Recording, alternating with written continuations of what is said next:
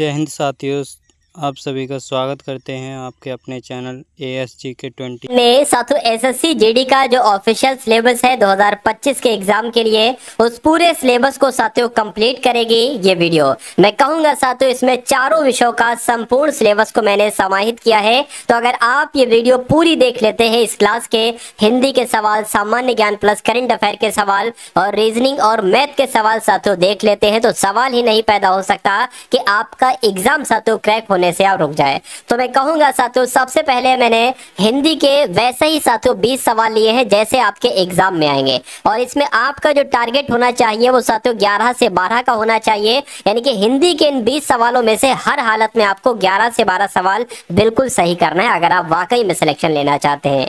तो बहुत तेजी के साथ साथियों ये क्लास चलेगी। पहला सवाल आपकी स्क्रीन पर है, कह रहे हैं सही वर्तनी वाले शब्द का चयन कीजिए। देखिए परिशिष्ट कैसे लिखा जाता है, तो परिशिष्ट की अगर बात करें ये हो गया परिष्ट और ये हो गया साथियों शिष्ट।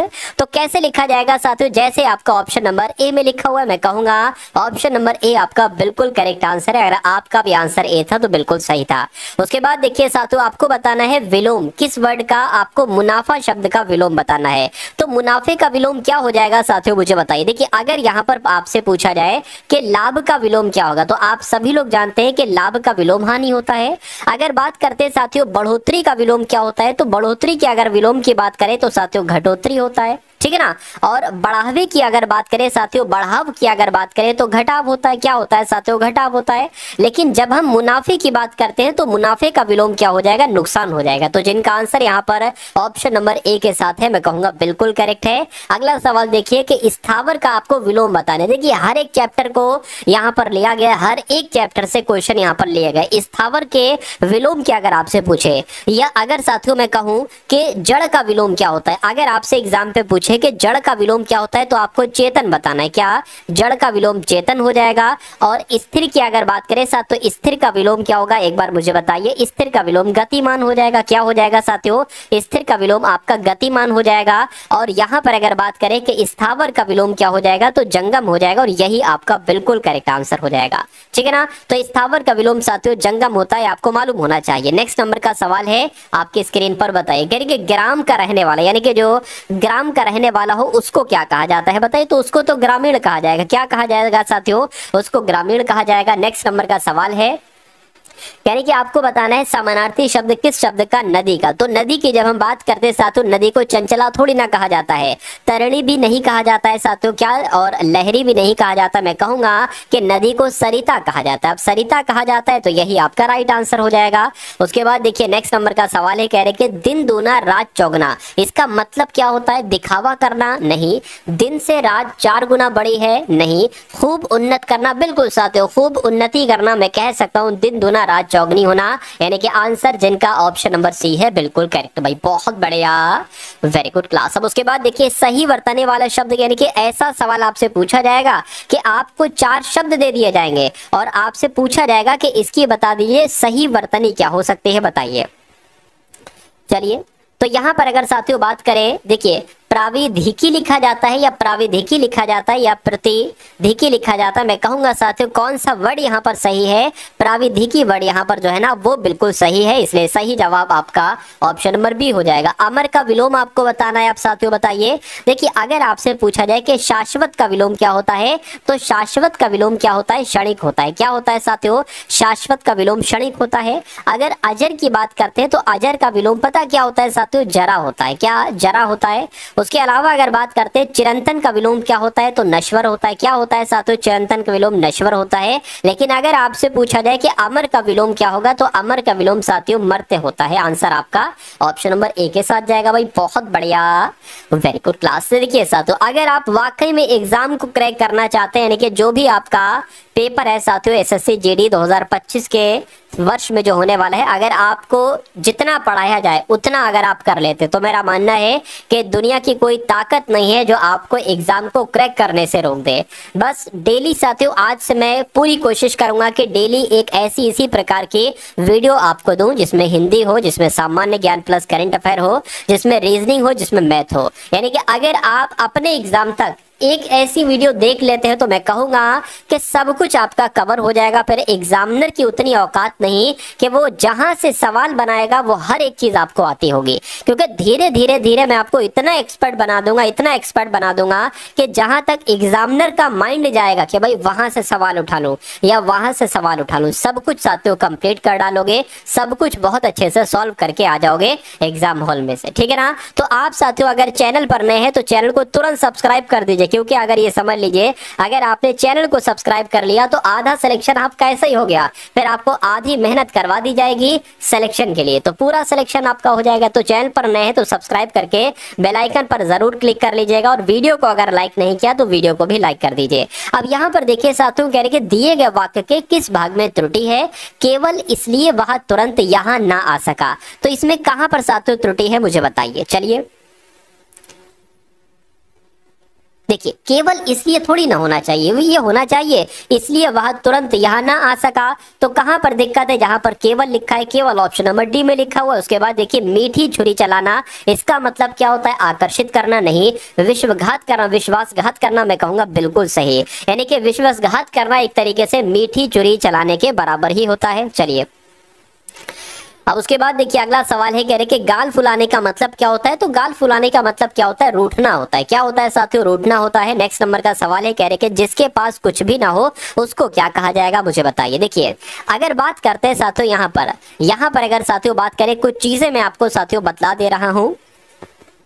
अक्षम किसे कहा जाएगा, जिसमें कुछ करने की क्षमता ना हो। जैसे कि कुछ लोग होते हैं ना जिसमें कुछ ना करने की, क्या कुछ ना करने की क्षमता हो, उसको क्या कहा जाएगा, अक्षम उसको कहा जाएगा। अकिंचन की अगर बात करें साथियों, जिसके पास कुछ भी ना हो उसको क्या कहा जाएगा, अकिंचन कहा जाएगा। ये आपको मालूम होना चाहिए, ठीक है ना। चलिए उसके बाद देखिए अगले नंबर का सवाल है साथियों आपके स्क्रीन पर, कह रहे कि सही वर्तनी वाले शब्द का चयन कीजिए। तो आपको ये मालूम होना चाहिए कि प्रमुख कैसे लिखा जाता है। तो प्रमुख की अगर बात करें कैसे लिखा जाता है, जैसे आपका ऑप्शन नंबर डी में लिखा हुआ है, तो प्रमुख तो ऐसे लिखा जाता है। उसके बाद देखिए हिमालय रेखांकित शब्द का पर्यायवाची नहीं है, यानी कि आपको बताने कि इनमें से कौन कौन से हिमालय के पर्यायवाची हैं। तो हिमालय को हिमाद्री कहा जाता है। उसके अलावा साथियों हिमालय को पर्वतराज कहा जाता है, नगराज कहा जाता है, लेकिन ऋतुराज नहीं कहा जाता है। अब नहीं कहा जाता है साथियों, तो यही आपका राइट आंसर हो जाएगा, ठीक है ना। चलिए उसके बाद देखिए अगला सवाल है, कह रहे सही वर्तनी वाले शब्द का चयन कीजिए।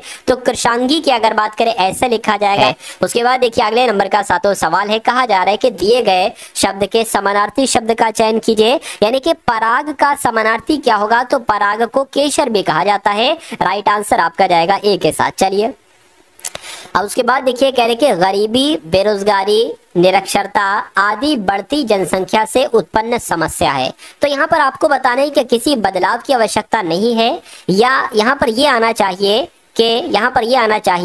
कि किस बढ़ती जनसंख्या से उत्पन्न समस्या होती, ये आना चाहिए इस अंत वाले वाक्य में। बढ़ती जनसंख्या से उत्पन्न समस्याएं हैं, ये आना यहाँ पर चाहिए, या बढ़ती जनसंख्या से उत्पन्न समस्याएं हैं, मुझे बताइए। चलिए देखिए यहाँ पर समस्याएं है लिखा हुआ है नहीं आना चाहिए।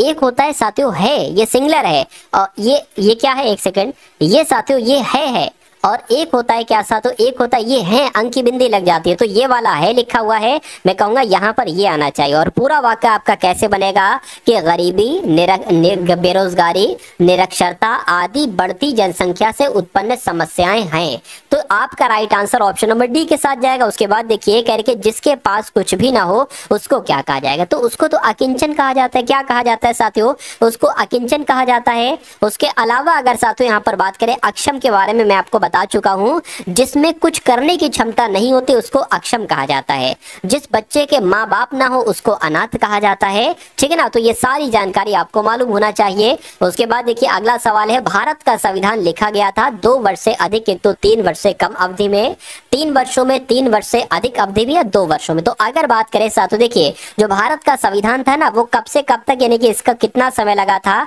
2 साल 11 माह और 18 12 दिन का समय लगा था, तो इसको तकरीबन हम कह सकते हैं कि 2 वर्ष से अधिक किंतु 3 वर्ष से कम समय का लगा था। तो आपका राइट आंसर अगर है ऑप्शन नंबर ए के साथ, तो मैं कहूंगा आंसर आपका बिल्कुल करेक्ट है। उसके बाद देखिए, भारतीय संविधान का कौन सा अनुच्छेद कहता है कि भारत राज्यों का एक संघ होगा? तो ये कौन सा अनुच्छेद कहता है? कम से कम अनुच्छेद 1 तो आप लोग बहुत अच्छे से याद कर लेंगे कि अनुच्छेद 1 में ये लिखा हुआ है कि भारत जो है ना ये राज्यों का एक संघ है। आंसर यहाँ पर जिनका ऑप्शन नंबर ए है बिल्कुल करेक्ट है। अगला सवाल, निम्नलिखित में से कौन सा अनुच्छेद अल्पसंख्यकों के हितों का संरक्षण करता है?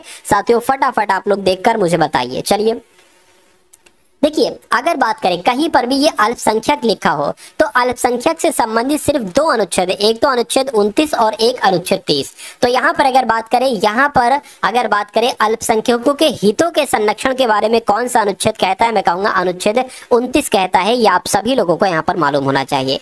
और जो शैक्षणिक संस्थाएं होती है ना, इनकी स्थापना अल्पसंख्यक लोग कर सकते हैं। अगर अल्पसंख्यक लोग चाहे तो वो हर प्रकार के इंस्टीट्यूट की स्थापना कर सकते हैं। इस बात का जिक्र जो किया गया है वो अनुच्छेद 30 में किया गया। तो अनुच्छेद 29 और अनुच्छेद 30 आप लोग यहाँ पर याद रखेंगे। उसके बाद देखिए, राज्यसभा की संस्था के लिए न्यूनतम कितनी आयु चाहिए होती है? तो 30 वर्ष आयु चाहिए होती है, ये आप लोगों को मालूम होना चाहिए। चलिए अब उसके बाद देखिए, अगला सवाल है कह रहे राज्यसभा के पदेन अध्यक्ष कौन होते हैं? तो राज्यसभा के जो पदेन अध्यक्ष होते हैं वो असल में उपराष्ट्रपति होते हैं, यानी कि उपराष्ट्रपति ही राज्यसभा के पदेन अध्यक्ष होते हैं। ये बात आपको मालूम होना चाहिए। नेक्स्ट नंबर का सवाल है कह रहे आंध्र प्रदेश का विजयवाड़ा शहर किस नदी के किनारे पर स्थित है? तो मैं कहूंगा साथियों, कौन सी नदी के किनारे पर स्थित है? कृष्णा नदी के किनारे पर स्थित है।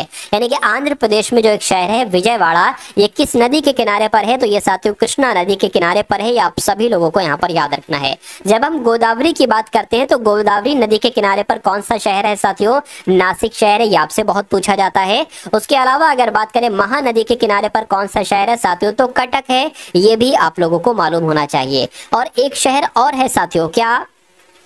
अगर बात करते हैं एक शहर है साथियों तिरुचिरापल्ली। क्या इसका नाम है? इसका नाम है साथियों तिरुचिरापल्ली इसका नाम है। और ये शहर साथियों कावेरी नदी के किनारे पर है। ये सारी जानकारी आप लोग ध्यान रखेंगे।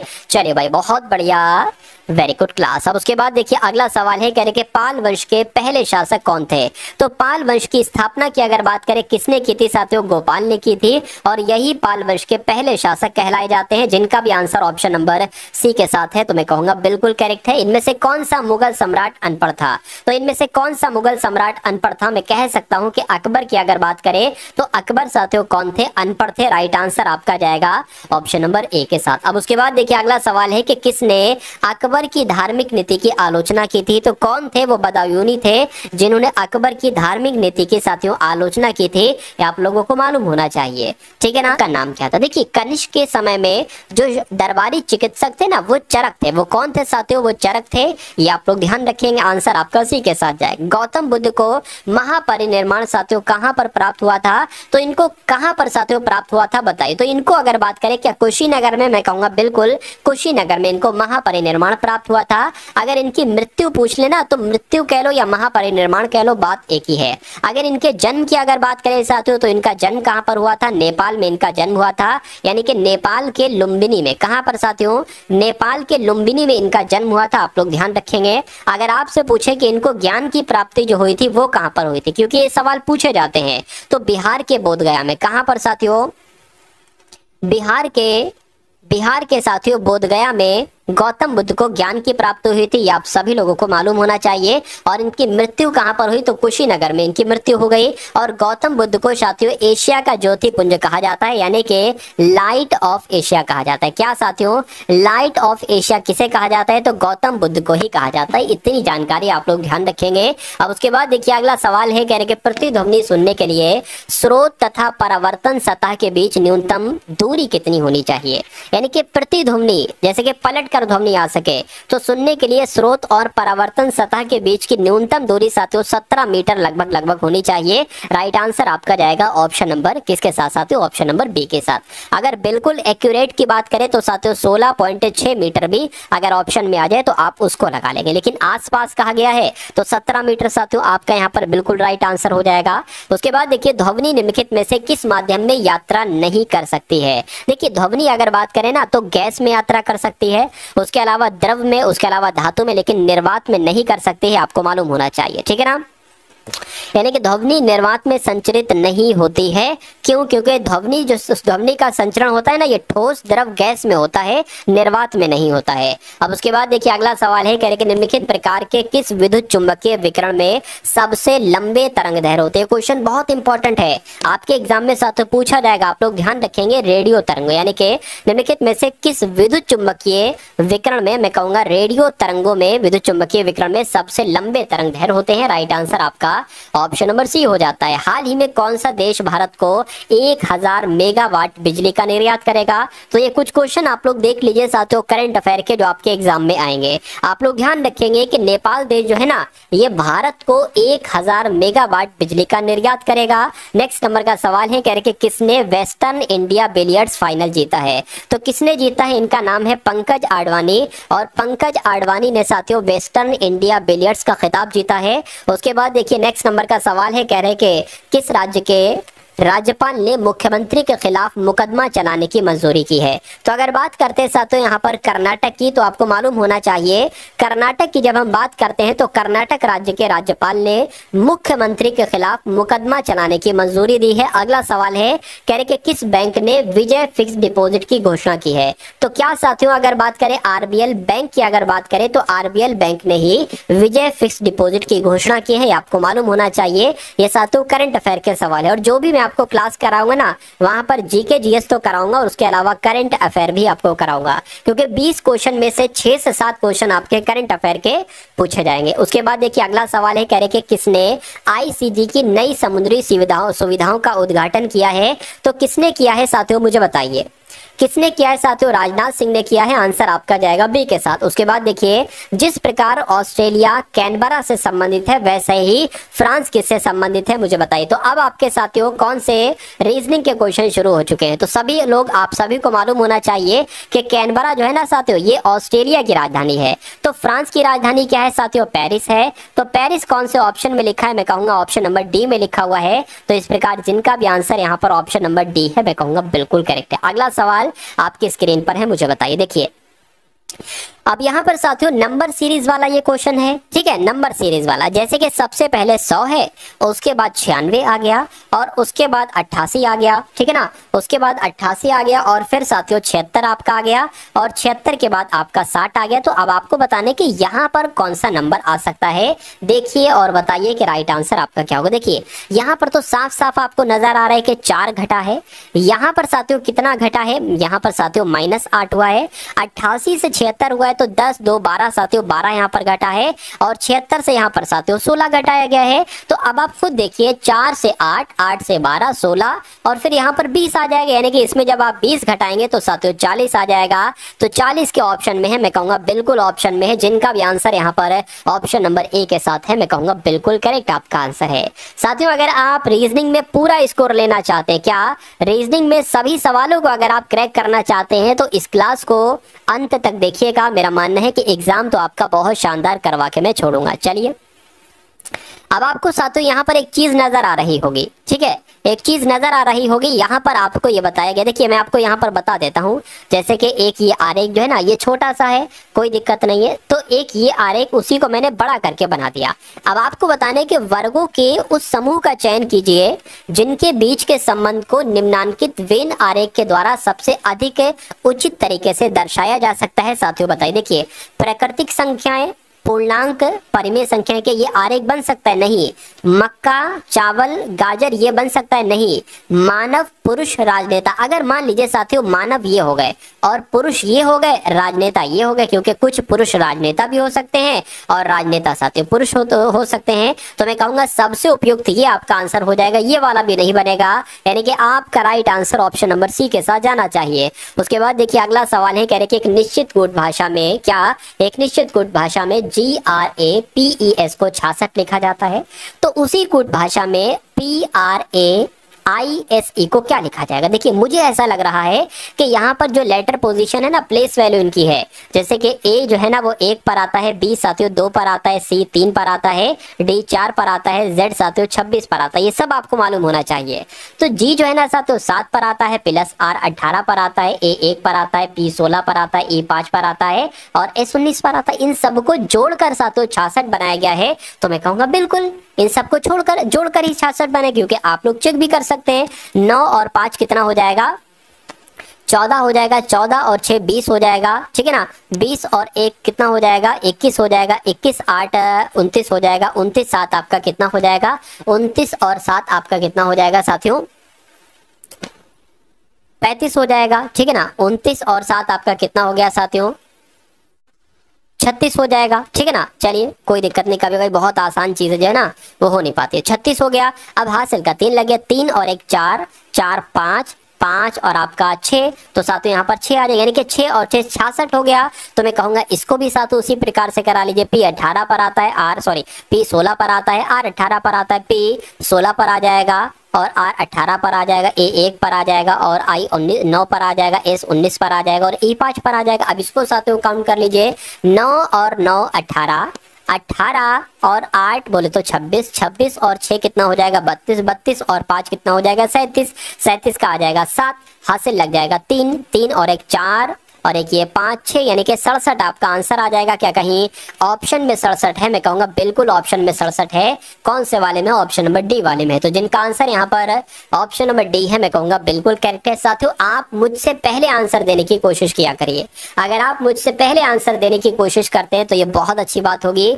चलिए अब अगला सवाल देखिए, कह रहे कि यदि प्लस और माइनस तथा 5 और 7, ठीक है ना, इनको आपस में बदल दिया जाए, यानी कि जहां पर आपको प्लस देखने को मिले माइनस लिख दो, जहां पर माइनस देखने को मिले प्लस लिख दो, जहां पर 5 देखने को मिले 7 लिख दो, जहां पर 7 देखने को मिले 5 लिख दो। ऐसा आपको करना है और ये इक्वेशन आपको सॉल्व करना है, ठीक है ना। चलिए तो यहां पर अगर साथियों बात करते हैं, सबसे पहले क्या है 18 है ना, 5 7 का कहा गया है एक, तो यानी कि ये और ये हमें बदलना है। 18 जैसे वैसे लिख दीजिए, ठीक है। माइनस है तो क्या हो जाएगा प्लस हो जाएगा। 20 जैसा है वैसे लिख दीजिए, भाग जैसा है वैसा लिख दीजिए। 7 की जगह पर क्या आ जाएगा 5, 7 की जगह पर साथियों 5 आ गया और गुणा का गुणा लिख दीजिए। 15 जैसा वैसा लिख दीजिए और 5 की जगह पर क्या आ जाएगा साथियों 7 आ जाएगा। प्लस की जगह पर माइनस हो जाएगा, ठीक है ना। और साथियों प्लस की जगह पर फिर माइनस हो जाएगा। 3 जैसा वैसा लिख दीजिए। अब इसको अगर साथियों कैलकुलेट करें, देखिए 18 प्लस आपका 20 हो जाएगा, ठीक। 20 की अगर बात करें साथियों, अब देखिए ये 20 यहाँ पर आ जाएगा, सॉरी ये 5 यहाँ पर आ जाएगा गुणा, अब ये साथियों यहाँ पर 8 आ जाएगा और -3 आ जाएगा। 5 एकम 5, 5 चौक आपका 20 हो जाएगा। तो अब 4 अट्ठे 32 हो गया, 32 -3 हो गया और प्लस आपका 18 हो गया, यानी कि 18 प्लस अब ये 29 हो जाएगा। 32 में से 3 जाएगा ना, तो 29 इन दोनों को साथियों आप जोड़ लीजिए, तो यहाँ पर 17 हो गया, यानी कि 4 हो गया। तो 47 आपका बिल्कुल करेक्ट आंसर हो जाएगा। और जिनका भी आंसर यहाँ पर ऑप्शन नंबर सी है, मैं कहूंगा आंसर आपका बिल्कुल करेक्ट है। उसके बाद देखिए अगले नंबर का सवाल है साथियों आपके स्क्रीन पर। इस क्वेश्चन को देखिए और मुझे बता दीजिए कि आपका राइट आंसर यहाँ पर साथियों किस ऑप्शन के साथ जाएगा। क्वेश्चन बहुत शानदार है आपके लिए। चलिए अच्छे से देखिएगा साथियों, कहा गया है कि 4 मित्र हैं KLMN, एक पंक्ति में ये बैठे हुए हैं और उनके मुंह दक्षिण दिशा की ओर हैं। तो एक पंक्ति ये हमने बना ली, 1 2 3 4 हमने लोग बना लिए और इन सभी का मुंह साथियों दक्षिण की तरफ है, यानी कि इनका मुंह नीचे की तरफ है। और कहने के L और M दो अंतिम छोरों पर बैठे हैं। तो मान लीजिए एक और पंक्तियां बना लेंगे, 1 2 3 4, क्यों वो इसलिए हमने बनाई है, कह रहे L और M अंतिम छोरों पर है, यानी कि एक L यहाँ पर बैठा देंगे, M यहाँ पर बैठा देंगे। अब सपोज दैट ये भी हो सकता है कि L इधर वाली साइड ना होकर इधर वाली साइड हो, तो साथियों L हम इधर बैठा देंगे और M हम यहाँ पर बैठा देंगे। चलिए उसके बाद क्या कहा गया है कि K L और N के बीच में, यानी कि K जो है ना ये L और N के बीच में है, K जो है ना ये L और N के बीच में, यानी कि N यहाँ पर हो जाएगा, K यहाँ पर हो जाएगा। K जो है ये L और N के बीच में है। उसी प्रकार साथियों क्या K जो है ये L और N के बीच में है। इतनी बात साथियों क्लियर है? आप कहोगे यहाँ पर बिल्कुल क्लियर है। चलिए उसके बाद क्या कहा गया है, कह रहे कि L और M हो गया, ये भी हो गया। कह रहे कि M और M दाएं से दूसरा है। अगर साथियों हम दाएं देखें तो दायां इधर ही तो हो जाएगा, ठीक है ना। दायां क्या हो जाएगा यहाँ पर M, अच्छा यहाँ पर कुछ कहा गया है, एक सेकेंड, यानी कि के जो है ना ये एल और एन के बीच में है, तो के जो है ना एल और एन के बीच में हो गया, ठीक है। उसके बाद कहा गया है कि और एम के दाईं ओर है। अच्छा, के की बात चल रही, के जो है ना ये एम के दाईं ओर है, तो के जो है ना ये एम के दाईं ओर है, बिल्कुल साथियों है, के एम के दाईं ओर है, इधर और इधर, क्योंकि इनका मुंह इस तरफ है, तो एम का दायां ये होगा, दूसरा दायां ये होगा, यानी कि ये हमें साथियों बिल्कुल सही लग रहा है। पहला वाला हमें बिल्कुल सही लग रहा है। तो करेंगे के ठीक बाएं कौन है, तो के किधर गया, के इधर है, के ठीक बाएं कौन हो जाएगा साथियों, एन हो जाएगा, यानी कि एन आपका बिल्कुल करेक्ट आंसर हो जाएगा। तो जिनका आंसर यहाँ पर ऑप्शन नंबर डी के साथ है, मैं कहूंगा आंसर आपका बिल्कुल करेक्ट हो जाएगा। अब उसके बाद देखिए नेक्स्ट नंबर का सवाल है साथियों आपके स्क्रीन पर, देखिए इस सवाल को और मुझे बताइए कि आपका यहाँ पर साथियों राइट आंसर क्या हो सकता है। देखिए यहाँ पर अगर बात करें साथियों, आपके सामने उस बक्से का चयन कीजिए, कह रहे हैं कि जिसमें शीट को रेखाओं पर मोड़ने पर प्राप्त किया जा सकता है। सवाल असल में ये है, जैसे कि आपको ये जो पासे की साइड्स देखने को मिल रही है साथियों, 1 2 3 4 5 6, एक पासे में 6 साइड्स होती हैं, तो आपको बताने कि अगर इससे हम रियल पासा बना दें, यानी कि इस प्रकार का, तो हमारा वो कैसा पासा बनेगा, जैसे ए में है, जैसे बी में है, जैसे सी में है, जैसे डी में है। तो ये चीज आपसे पूछी जा रही है। इसका एक सिंपल सा तरीका है, इसको मैं साथियों और बड़ा कर लेता हूं ताकि आपको बहुत अच्छे तरीके से पूरी चीज आपको देखने को मिल जाए। सवाल में कुछ नहीं है, पूरा सवाल तो यहीं पर है और ऑप्शन आपको देखना है बस। अब देखिए इसको मैं ऊपर कर देता हूं, अब आपको बिल्कुल साथियों क्लियर दिख रहा होगा, बिल्कुल क्लियर दिख रहा है। देखिए सबसे पहली बात, अगर आपसे ये पूछा जाता, पासे ये एक पासा दिया गया, आपसे पूछा जाता है कि 2 का विपरीत क्या होगा, यानी कि 2 अगर इस साइड में है तो बिल्कुल विपरीत साइड पर क्या होगा, 2 अगर इधर है ना तो 2 का विपरीत पता क्या हो जाएगा, 5 हो जाएगा। तो ये तो पहला सवाल बन गया। अगर आपसे पूछा जाता 5 का विपरीत क्या होगा, तो 5 का विपरीत भी आप 2 बताते। अगर आपसे पूछा जाता 3 का विपरीत क्या होता, तो आप 3 का विपरीत क्या बताते साथियों, 6 बताते। 3 का विपरीत 6 हो गया। अब बचा क्या, 1 बचा और 4 बचा, तो 1 का विपरीत क्या हो जाएगा साथियों, 4 हो जाएगी। ये तो एक टाइप है, ये क्वेश्चन पूछा जाता है आपसे। अब आपको ये देखना है, देखिए जैसे कि मान लीजिए अब आपको यहां पर अगर साथियों बात करें हम लोग, मान लीजिए ये वाला पासा उठा लीजिए कि अब 2 का, ठीक है, अब मान लीजिए 2 है, 2 का विपरीत यहाँ पर क्या है, 5 है, तो 2 का विपरीत हमें 5 नहीं दिख रहा है, ठीक है, ये 3 है साथियों, क्या है साथियों, ये 3 है, ठीक है। अब 3 की बात करें तो 3 का विपरीत 6 है, तो 3 का विपरीत हमें 6, यहाँ पर 6 दिख रहा है।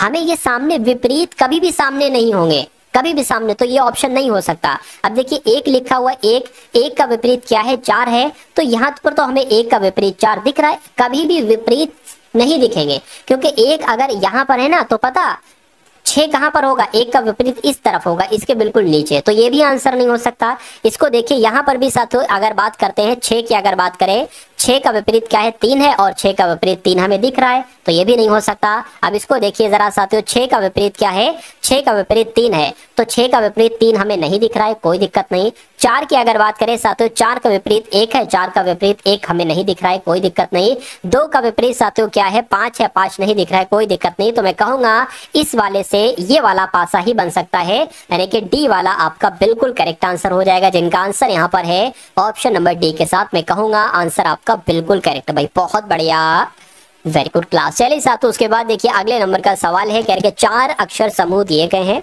जिनमें से 3 किसी तरह से एक समान है और एक भिन्न है, उस अक्षर समूह का चयन करें जो भिन्न है, यानी कि जो सबसे अलग है। इस सवाल की अगर बात करें, ऐसे सवाल में साथियों आपको कर लेना होता है प्लेस वैल्यू। देखिए बी 2 पर आता है, डी 4 पर आता है, एफ 6 पर आता है, पी 16 पर आता है, आर 18 पर आता है, टी 20 पर आता है, जी 7 पर आता है, जे 10 पर आता है, साथियों एल आपका 12 पर आता है, और टी 20 पर आता है, वी 22 पर आता है, और एक्स साथियों किस पर आता है आपका XYZ, यानी कि 24 25 26, तो यहाँ पर 24 पर आ जाएगा। चलिए कोई दिक्कत नहीं। तो अब यहाँ पर अगर साथियों हम लोग समझने की कोशिश करें, देखिए 2 बढ़ाया, उसी प्रकार 16 से 18, 2 बढ़ाया, यहाँ पर जो लॉजिक वही लॉजिक, यहाँ पर 3 बढ़ा दिया, फिर यहाँ पर 2 बढ़ाया, यहाँ पर 2 बढ़ाया, यहाँ पर 2 बढ़ाया, यानी कि मैं कहूंगा कि यहाँ पर साथियों 3 बढ़ाया जा रहा है, 7 से 10 हो रहा है, यानी कि जे से आई आना चाहिए, जे नहीं आना चाहिए।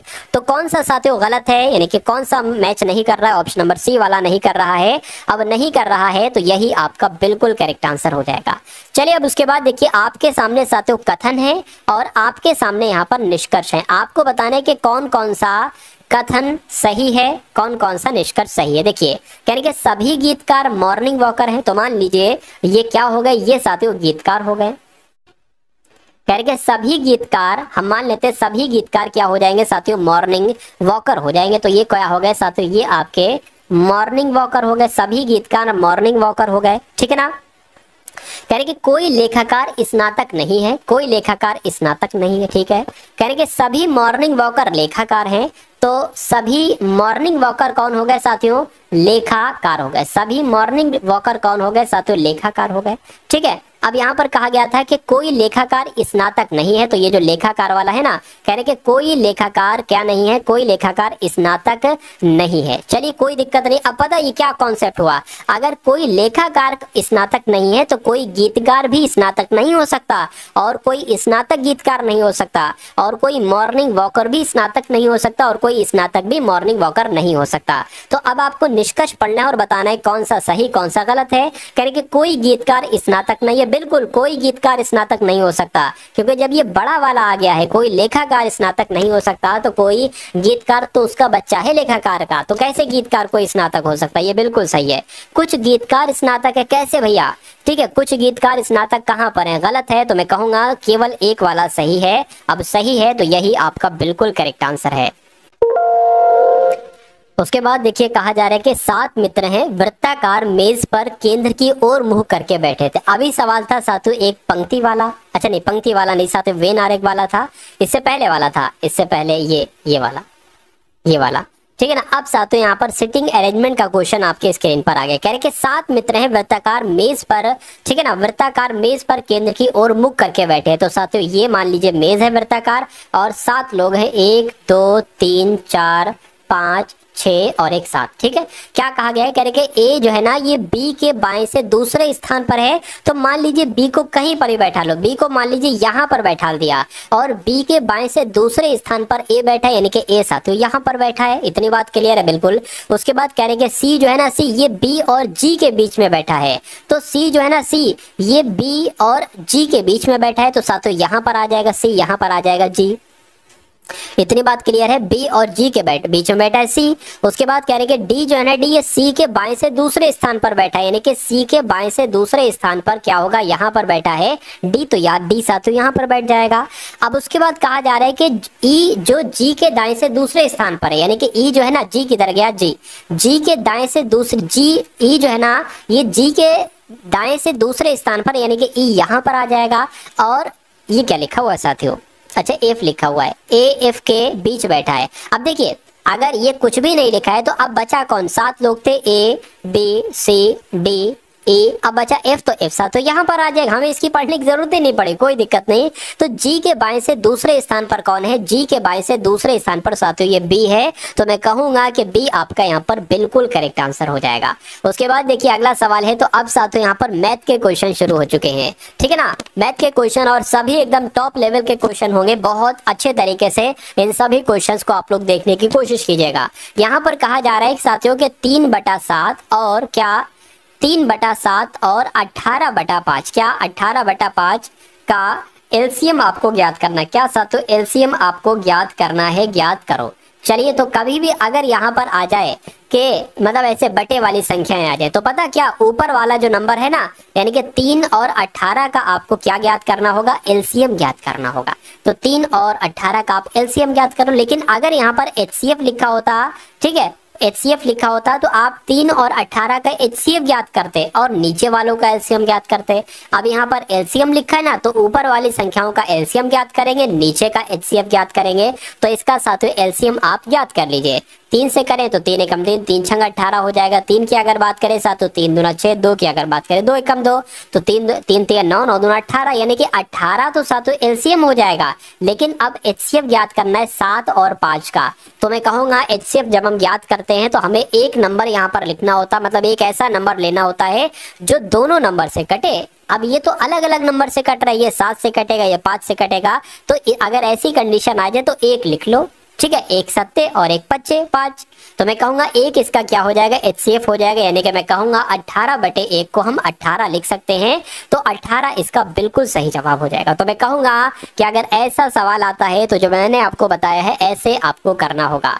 चलिए अब उसके बाद देख लीजिए नेक्स्ट नंबर का सातों सवाल है, देखिए और सवाल को और बहुत अच्छे तरीके से सवाल का आंसर बताइए मुझे। चलिए, थोड़ा सा अच्छे लेवल का क्वेश्चन है, ठीक है। अगर आपको थोड़ा सा लेवल हार्ड लगे तो कोई दिक्कत कोई परेशानी आपको नहीं होना चाहिए, क्योंकि एग्जाम में आपके ऐसे ही सवाल पूछे जाएंगे। अब देखिए साथियों, कह रहे कि कोई दुकानदार है 912 में एक पंखा बेचता है और 14% का लाभ उसको मिलता है। अब इस पहली लाइन का मतलब अगर हम जानने की कोशिश करें, यानी कि एक दुकानदार 912 रुपए की जब कोई चीज बेचता है तो 14% का लाभ होता है, यानी कि वो 114 रुपए में बेची जा रही है, 114% में बेची जा रही है। तो अगर हम बात करें इसको 100% में वैल्यू निकालें, क्योंकि जो 100% की वैल्यू हम निकालते हैं ना साथियों, वो 100% की वैल्यू असल में क्रय मूल्य होता है। क्या होता है? क्रय मूल्य होता है। क्रय मूल्य क्या होता है? जिस मूल्य पर हमने कोई वस्तु खरीदी है। चलिए, तो कैसे साथियों 100% निकलेगा? 912 बटे 114 इधर आ जाएगा, 100 से गुणा कर देंगे, 100% की वैल्यू निकल आ जाएगी। अब इसको साथियों आप क्या कर लीजिए, इसको आप कैलकुलेट करा लीजिए। 2 से कट करें तो 2 चौक 8 और 2 पंजे 10, 2 छंग 12 हो जाएगा, 2 पंजे 10, 2 सत्ते आपका 14 हो जाएगा। इतनी बात साथियों क्लियर है? बिल्कुल क्लियर है। अब उसके बाद साथियों 456 भाग कितना है यहाँ पर साथियों? 57 है। देखिए तकरीबन साथियों अगर बात करें 57 अट्ठे कितना हो जाएगा? 456 हो जाएगा। 57 अट्ठे 456 हो जाएगा, और ये 2 जीरो लगे हैं, ये 2 जीरो यहाँ पर लग जाएंगे। यानी कि मैं ये कह सकता हूँ, एक सेकंड रुकिए, इसको हटा दूं मैं साथियों अब ये कह सकता हूँ कि अगर कोई दुकानदार 912 रुपए में कोई वस्तु बेच रहा था तो उसको 14% का लाभ हो रहा था। लेकिन अगर ठीक है 100% की वैल्यू निकाले, यानी कि एक ऐसा मूल्य जिस पर ना तो उसको लाभ हो ना उसको नुकसान हो, तो वो 800 मूल्य होगा। कितना होगा? 800 उसका मूल्य होगा। अब उसके बाद देखिए कह रहे कि 1012 रुपए में एक अन्य पंखा बेचने पर 8% की हानि होती है। यानी कि अगर बात करें साथियों हानि होती है तो 92% में वो वस्तु को बेचता है और 1012 रुपए की वो वस्तु बिकती है। कह रहे कि उसका समग्र लाभ बताइए, या अगर हानि हो रही है तो उसका समग्र हानि बताइए। तो इसका 100% ज्ञात कर लीजिए आप लोग, ठीक है। तो 1012 बटे 92 यहाँ पर आ जाएगा। 100% निकालने के लिए 100 से गुणा करा देंगे, 2 से कट करे 2 पंजे 10 हो जाएगा, 0 2 छंग 12 हो जाएगा, 2 चौक 8 2 छंग 12 हो जाएगा, ठीक है। 2 से कट करे 2 दूना 4 हो जाएगा, 2 पंजे 10, 2 तियां 6 हो जाएगा, 2 दूना 4, 2 तियां 6 हो जाएगा। अब यहाँ पर अगर साथियों हम लोग बात करते हैं, देखिए साथियों 253 की अगर बात करें 23 से अगर हम इसको भाग करते हैं तो ये तकरीबन 11 बार में जाएगा। अरे भाई 230 प्लस 23 253 हो जाएंगे, ठीक है। तो मैं कह सकता हूँ क्या? मैं कह सकता हूँ 2 जीरो जो यहाँ पर लगे तो वो यहाँ पर लग जाएंगे, यानी कि साथियों 1100 यहाँ पर आ जाएगा। कहने का मतलब क्या? ये मैं क्यों निकाल रहा हूँ? ये मैं साथियों इसलिए निकाल रहा हूँ, देखिए 1100 आ गया यहाँ पर। कहने का मतलब ये है कि उसका लाभ होगा या उसकी साथियों हानि होगी। तो उसका लाभ होगा, खरीदा इतने में था एक वस्तु को, दूसरी वस्तु को इतने में खरीदा था, यानी कि टोटल वस्तुओं को 1900 रुपए में खरीदा जा रहा है। बेचा कितने में जा रहा है ये आप लोग देखिए जरा, 912 और 1012 में वस्तुओं को बेचा जा रहा है। तो इसको भी साथियों यहाँ पर कर लीजिए, 912 और 1012 में वस्तु को बेचा जा रहा है, ठीक है ना। तो ये 4 ये 2 ये 9 ये 1, यानी कि 1924 रुपए में बेचा जा रहा है। यहां से तो हमें पता चल गया ये विक्रय मूल्य ये विक्रय मूल्य है। टोटल दोनों को जोड़ा, यानी कि दोनों को बेचा गया 1924 रुपए में और खरीदा गया 1900 रुपए में। तो कितने का प्रॉफिट हुआ? 24 रुपए का प्रॉफिट हुआ। तो यही तो आपसे पूछा जा रहा था साथियों। अब बस आपको 24 रुपए को प्रतिशत में बदल लेना है, आपका आंसर यहाँ पर आ जाएगा। तो 24 रुपए को साथियों प्रतिशत में बदलेंगे तो 24 गुणा यहाँ पर 100 हो जाएगा, बटे कितना हो जाएगा साथियों? बटे आपका 1900 हो जाएगा। 1900 2 जीरो साथियों ये आपके कट गए, ठीक है ना। 2 जीरो से आपके 2 जीरो ये कट गए। अब यहाँ पर अगर बात करें 19 एकम 19, 19 एकम 19 हो जाएगा। यह एक काम करिए 19, अच्छा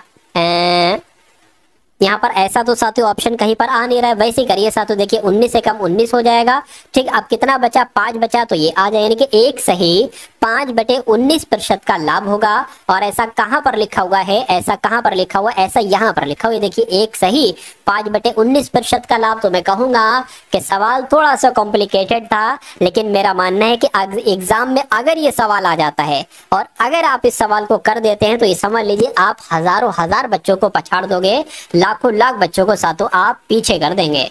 चलिए उसके बाद देखिए अगला सवाल है, कह रहे कि 6 गुणा ब्रैकेट में 6 गुणा 5 की पावर साथियों 2, ये पावर है, ये 2 पावर है, ठीक है। और ब्रैकेट बंद और फिर साथियों 3 + 7 माइनस यहाँ पर क्या है 8 है। तो इसको सॉल्व करना है, क्या दिक्कत है साथियों। 6 गुणा ब्रैकेट में क्या हो जाएगा 5 पंजे 25, 25 और 4 साथियों 100 हो जाएगा।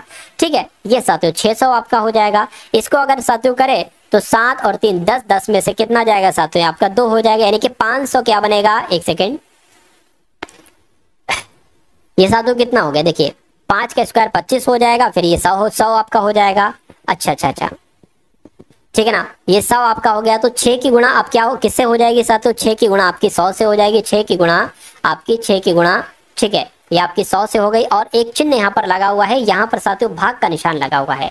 तो अब 3 की बात करें तो 3 यहाँ पर आ जाएगा बिल्कुल, और ये साथियों 7 में से 8 जाएगा, तो मैं कहूंगा साथियों माइनस का आ जाएगा, क्या आ जाएगा, ठीक है ना, +7 - 8। इतनी बात क्लियर है, आप कहोगे साथियों बिल्कुल क्लियर है। अब यहाँ पर अगर बात करें 3 से अगर 100 कट करें तो ये 2 आ जाएगा, यानी कि 200 आपका हो जाएगा। ठीक है ना, कितना हो जाएगा साथियों आपका यहाँ पर 200 हो जाएगा। अब यहाँ पर माइनस का 1 आ जाएगा, माइनस का ये 1 आपका आ गया, तो मैं कहूंगा 199 आपका आंसर आ जाएगा। और 199 कौन सा ऑप्शन में है, तो ऑप्शन नंबर बी वाले में है। तो जिनका आंसर यहाँ पर ऑप्शन नंबर बी के साथ है, मैं कहूंगा आंसर आपका बिल्कुल करेक्ट है। ठीक है ना, चलिए अब उसके बाद देखिए, कह रही है विवाह के समय एक पति और उसकी पत्नी की औसत आयु, ठीक है, औसत आयु 25 वर्ष थी। तो हम इस लाइन को ही सॉल्व कर लेते हैं, या एक काम करो पूरा सवाल पढ़ लो। उसके बाद कह रहे हैं कि 7 वर्ष बाद उनका 2 वर्ष का एक बच्चा है। वर्तमान समय में परिवार की औसत आयु कितनी है, यानी कि अब तीनों लोगों की औसत आयु कितनी है। परिवार में तो 3 लोग हैं, पति पत्नी और उनका एक बच्चा। यानी कि विवाह के समय एक पति और उसकी पत्नी की, यानी कि हम मान सकते हैं हस्बैंड और वाइफ की, ठीक है, जो कि 2 लोग हैं, इनका औसत कितना था साथियों 25 वर्ष था। अगर मैं आपसे पूछूं कि हस्बैंड वाइफ की टोटल आयु कितनी थी उस समय, तो 25 की 2 से गुणा करा दो, यानी कि 50 आ गया। अब हमें इससे मतलब ही नहीं है औसत से, हमें मतलब साथियों अब इससे है कि हस्बैंड और वाइफ की आयु का योग कितना है, तो साथियों 50 वर्ष। इतनी बात क्लियर है, ठीक है। अब कह रहे हैं कि 7 वर्ष बाद उनका बच्चा 2 वर्ष का हो जाता है। तो 7 वर्ष की अगर बात करते हैं, 7 वर्ष इसमें जोड़ो हस्बैंड की आयु में, 7 वर्ष वाइफ की आयु में जोड़ो, यानी कि 14 वर्ष जोड़ो। 14 वर्ष बाद की बात चल रही है, यानी कि साथियों 60 64 64 हो गया। 64 तो हस्बैंड वाइफ की आयु है कुल, और इनका 2 वर्ष का बच्चा है। और ये 2 टोटल कितने लोग हैं, 3 लोग हैं। इनका औसत ऐसे तो ज्ञात होगा साथियों, ऐसे ही तो ज्ञात होगा बिल्कुल। अब ये 66/3 आ गया, 3 दूना 6, 3 दूना 6, 22 क्या आ गया साथियों, 22 तीनों का आपका औसत आ गया, और यही आपका आंसर आ जाएगा। और परिवार के सभी लोगों की औसत आयु आपसे पूछी जा रही थी, तो जिनका भी आंसर यहाँ पर ऑप्शन नंबर ए के साथ है, मैं कहूंगा कि आंसर आपका साथियों बिल्कुल करेक्ट हो जाएगा। भाई बहुत बढ़िया, वेरी गुड क्लास। चलिए साथियों अब उसके बाद देख लेते हैं, नेक्स्ट नंबर का सवाल है।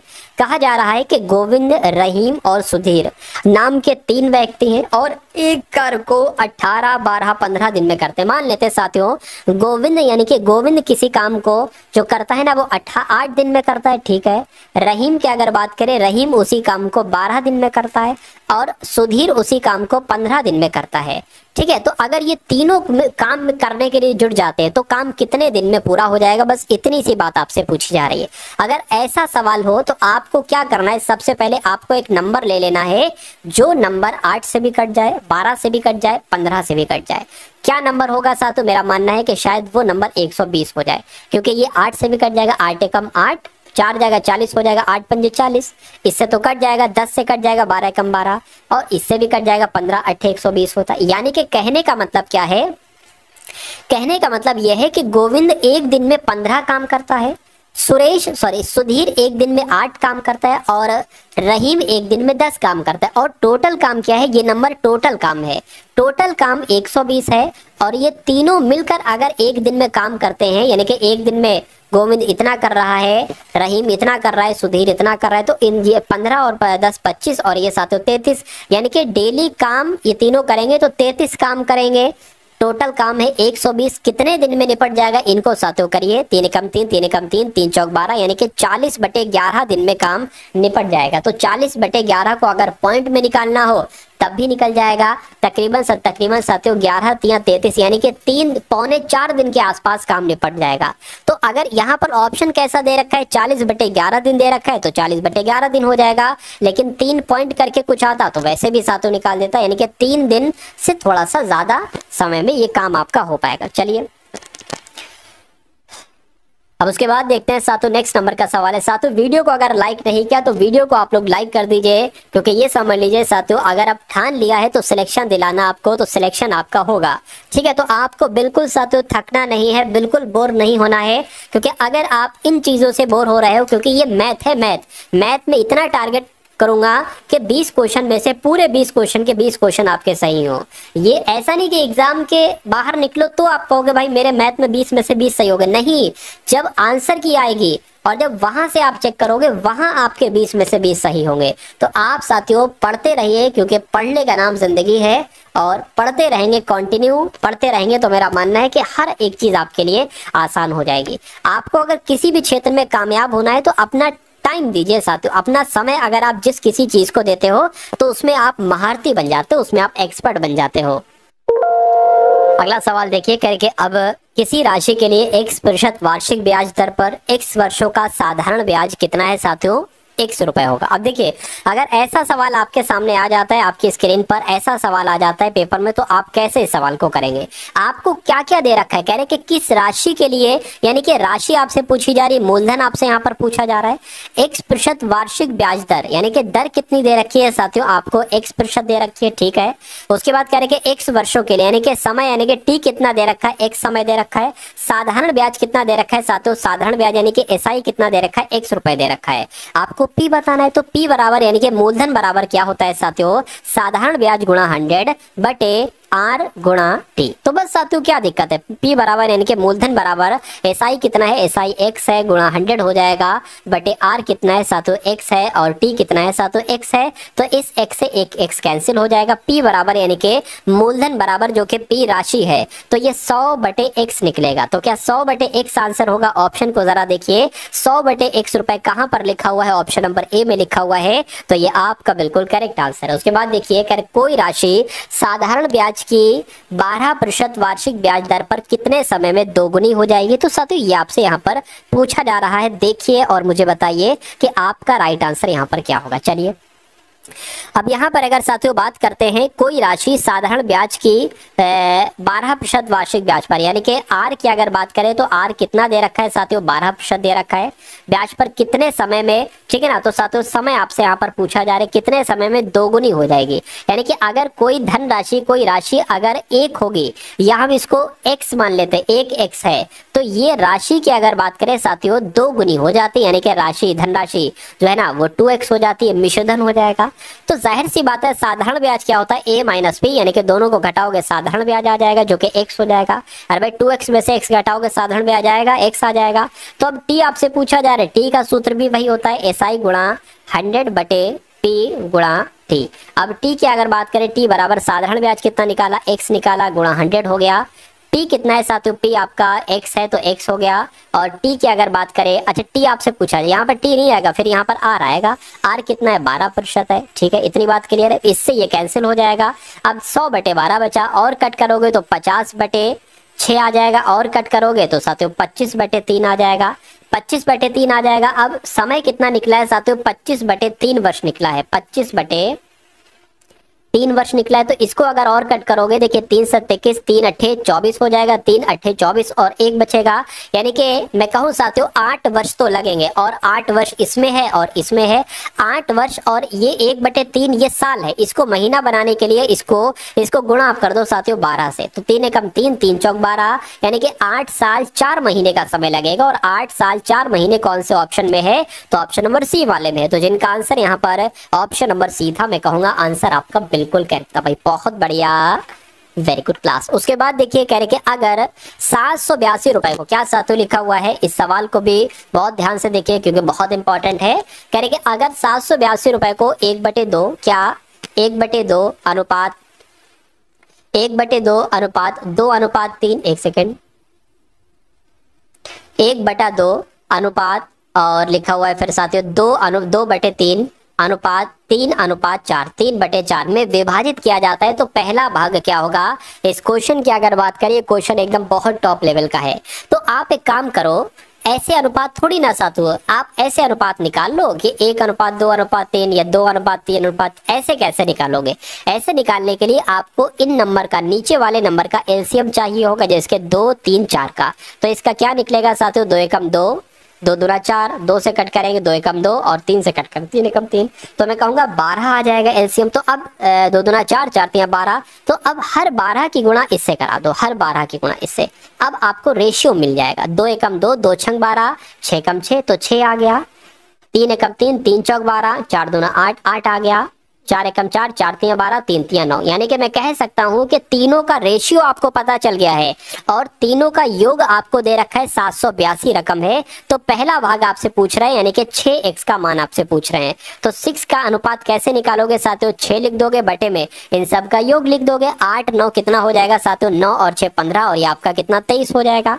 23 हो जाएगा। क्या साथियों आप एक काम करिए, क्या साथियों 23 पूरा पूरा कटेगा 782 से, 782 से क्या 23 पूरा पूरा कटेगा, एक बार देखिए जरा। अगर 23 तिया की बात करें, क्या साथियों 23 तिया की अगर बात करें तो 69 होते हैं। 23 तिया कितने हो गए, 69 हो गए।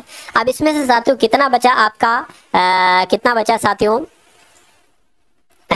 69 हो गए, 70 हो गए, ठीक है ना। 70 यानी कि 1 उधर हो गया, 8 इधर हो गए, तो मेरे ख्याल से 9 बच गया, ठीक है ना। तो अब साथियों 23 चौक कितने होते हैं, 23 चौक साथियों 92 होते हैं। तो मैं कहूंगा 6 या 34 यहाँ पर आ जाएगा। तो 34 छंग कितने हो जाएंगे, 6 चौक 24 हो जाएगा, 6 3 18 19 20, यानी कि 204 जो आएगा वो पहला भाग आ जाएगा। ऐसे आप दूसरा भाग भी ज्ञात कर सकते हैं और तीसरा भाग अगर आपसे पूछे तो तीसरा भाग भी आप ज्ञात कर सकते हैं। तो इस प्रकार जिनका आंसर ऑप्शन नंबर बी है, मैं कहूंगा बिल्कुल करेक्ट है।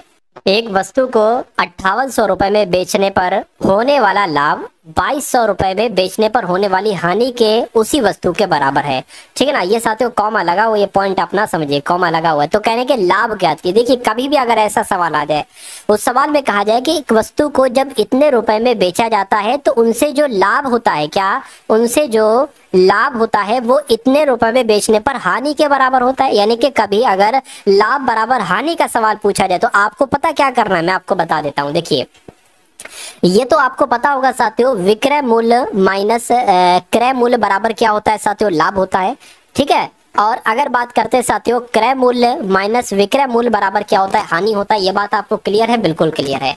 अब यहाँ पर अगर बात करें साथियों, लाभ की बात की गई है, यानी कि 5800 रुपए में। मान लीजिए साथियों क्रय मूल्य क्या है, यानी कि सीपी की अगर बात करें, क्रय मूल्य साथियों एक्स है। देखिए अगर इतने रुपए में बेचा है और उसका क्रय मूल्य इतना है, तो इसमें से अगर इसको घटाएंगे तो लाभ हमें प्राप्त हो जाएगा। यानी कि बेचने वाला मूल्य ये है, 5800 रुपए में बेचा है और क्रय मूल्य हमने x माना है, तो क्या होगा, हमें लाभ ज्ञात हो जाएगा बराबर।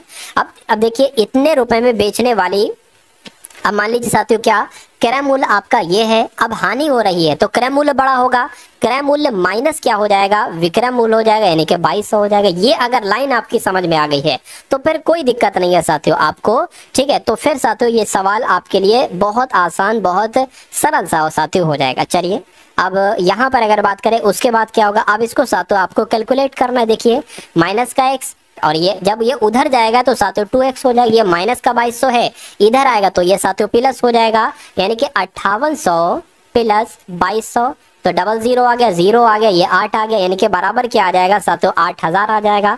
तो x बराबर क्या आ जाएगा साथियों 4000 आ जाएगा, बिल्कुल। यानी कि क्रय मूल्य आपका कितना है साथियों, क्रय मूल्य आपका 4000 रुपए है। तो लाभ आपसे पूछ रहे हैं, अरे भाई किसी चीज को अगर आपने 4000 में खरीदा है और 5800 रुपए में अगर आप बेच रहे हैं तो साफ साफ साथियों 1800 रुपए का प्रॉफिट हो रहा है, लाभ हो रहा है 1800 रुपए का। तो 1800 रुपए का लाभ हो रहा है, आंसर आपका डी के साथ जाएगा। अगला सवाल है आपके स्क्रीन पर, और आज की इस वीडियो का साथियों अंतिम ये क्वेश्चन है। कैसा अंतिम सवाल है, कहने के 60 किलोमीटर प्रति घंटा की चाल से यात्रा करने पर एक कार को निश्चित दूरी तय करने में 4 घंटे का समय लगता है, उसी को 1.5 घंटे में तय करने के लिए इस कार की चाल कितनी होनी चाहिए। देखिए आपको चाल दी गई है साथियों कितनी, 60 किलोमीटर प्रति घंटा की चाल है, आपको समय दे रखा है साथियों, क्या समय दे रखा है 4 घंटे। तो अगर मैं आपसे दूरी पूछूं, क्योंकि दूरी बराबर क्या होता है, दूरी बराबर होता है चाल गुणा समय, दूरी बराबर होता है चाल गुणा समय। तो दूरी कितनी निकलेगी साथियों, 60 गुणा 4, यानी कि दूरी आपकी जो निकलेगी साथियों कितनी निकलेगी, 6 चौक 24, यानी कि 240 किलोमीटर ये दूरी निकलेगी। तो अब यहाँ पर कह रहे हैं कि उसी दूरी को यानी कि 240 किलोमीटर की जो दूरी है, इसी दूरी को अगर 1.5 घंटे में साथियों अगर तय करना हो, 1.5 घंटे में अगर तय करना हो तो साथियों चाल क्या होगी। तो इसको कैलकुलेट कर दो, चाल आपकी निकल आएगी। पॉइंट हटाया, 0 बढ़ाया, ठीक है, 5 से कट करे, 5 3 15 हो जाएगा, 5 चौक 20 हो जाएगा, 4 जाएगा 40 हो जाएगा, 5 छठे 40 हो जाएगा, 0 आ गया। 3 कम 3 हो जाएगा, 3 छंग 18, 0 आ जाएगा। यानी कि चाल आपकी कितने निकली साथियों, चाल आपकी निकली 160 किलोमीटर प्रति घंटा। और 160 किलोमीटर प्रति घंटा कौन से ऑप्शन में है, तो ऑप्शन नंबर बी वाले में। तो इस प्रकार जिनका भी आंसर साथियों यहाँ पर है ऑप्शन नंबर बी के साथ, मैं कहूंगा आंसर आपका बिल्कुल करेक्ट है। तो साथियों कैसी लगी आपको ये क्लास, एक बार कमेंट सेक्शन में आप लोग जरूर बताइएगा। इस वीडियो को लाइक कर दीजिएगा, अपने मित्रों के साथ 2-4 मित्रों के साथ शेयर कर देते हैं तो मुझे बहुत अच्छा लगेगा।